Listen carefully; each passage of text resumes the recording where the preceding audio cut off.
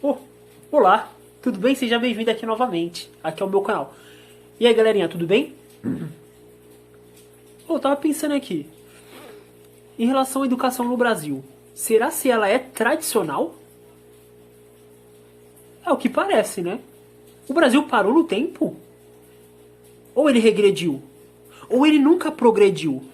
Porra, são perguntas interessantes. Vamos ver? Então, pessoal, a educação, pra gente tratar de educação tradicional no Brasil, a gente precisa primeiro entender o que é educação tradicional. A educação tradicional ela nasce ali por volta do século XVIII. Na verdade, quando ela nasce, ela não é considerada uma educação tradicional. Ela é somente uma educação que foi um pouco alterada. Teve algumas alterações, mas anteriormente a ela, ao século XVIII, a educação era majoritariamente medieval, minha gente.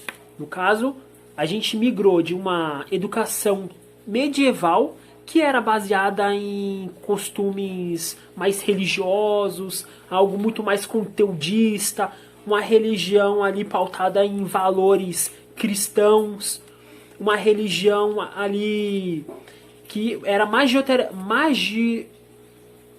a sua grande parte era fornecida somente para os aristocratas, pessoas de alto calão, pessoas que eram capazes de pagar, eram no caso para poucos, né? Para poucos, muito pouco. E a tradicional ela não diferenciou muita coisa. A única diferença foi que saiu um pouco da questão religiosa e foi muito mais para uma questão positivista. Ela dava ênfase ali na ciência.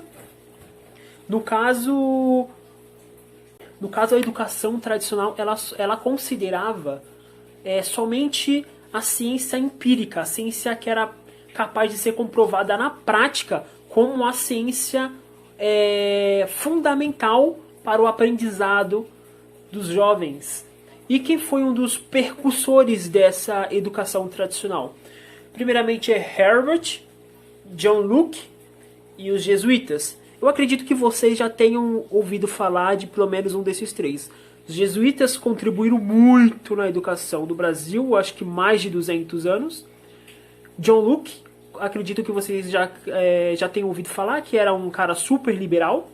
E o Herbert é o menos comum, era um alemão aí que, enfim, acho que não teve uma história tão... você entendeu. Então vamos começar por Herbert. Herbert era um cara que ele valorizava muito a ciência e que uma educação era fornecida para a sociedade.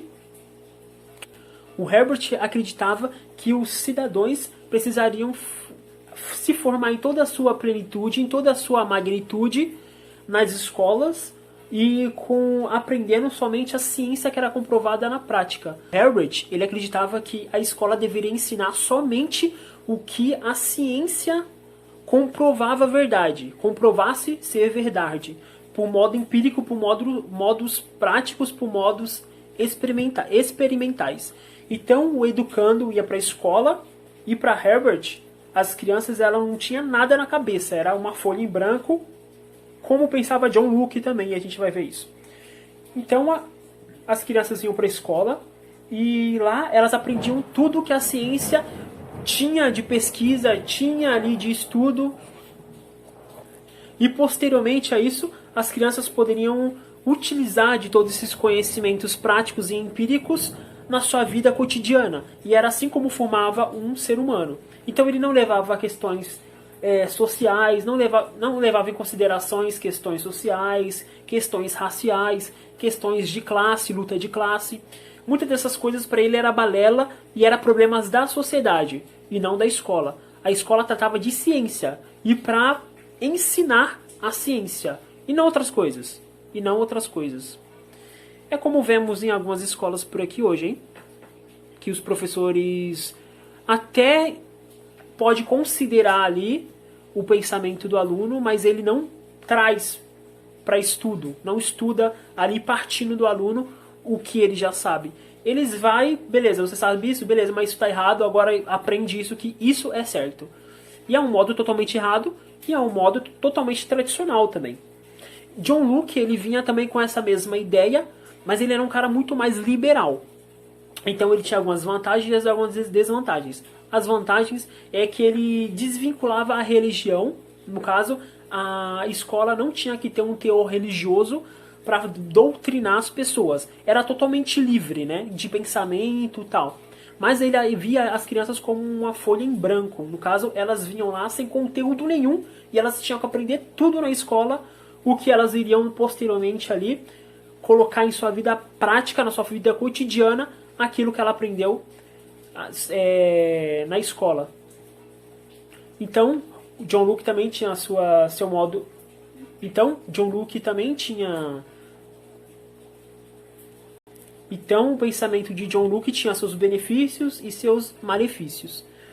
E a educação tradicional, ela também se baseia muito ali no ensino jesuítas, porque eles que trouxeram essa questão de quantidade, de conteudista, de disciplina, de testar a criança por meio de provas, que ela só está habilitada, ela só pode passar de ano a partir do momento em que ela acertar todas as provas e se mostrar que está apta a passar de ano.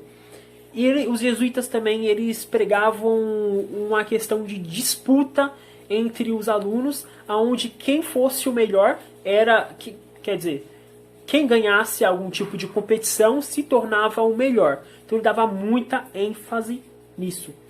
A diferença da educação tradicional para crítica, pós-crítica, é que ela não leva em consideração nada o que o aluno pensa, o que o aluno tem a dizer.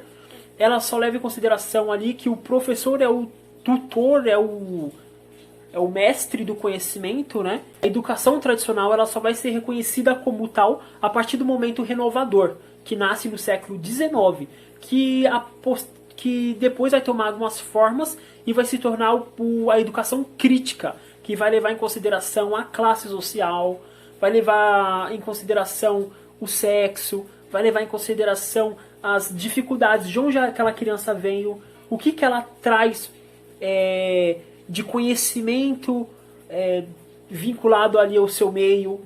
Então muitas coisas vão entrar em questão nessa educação. Então é isso, pessoal. Aí a educação do Brasil foi tomando outros rumos, pós-críticas, depois na década de 80, pós-críticas, e agora a gente já está refutando um novo tipo de educação. E cada escola trabalha com o seu método. Mas como a gente vê hoje, a maioria ali tem um vínculo muito tradicional, o que não é nada legal para a formação de uma criança, porque ela fica numa forma muito passiva. Ela só recebe conteúdo e às vezes a gente sabe que só receber e não praticar não leva ninguém ao conhecimento, à aptidão, ao exercício de algo que futuramente você vai utilizar, né? Não só futuramente, como quanto a gente vai aprender uma construção, e essa construção só dá a partir do momento que você recebe e que você aplica. Tem que haver essa troca, porque se não houver essa troca, existe aí uma grande defasagem. E é como a gente vê, é uma questão escolar, é uma questão cultural também dentro do nosso lar, onde a criança não tem posição, não tem lugar de fala.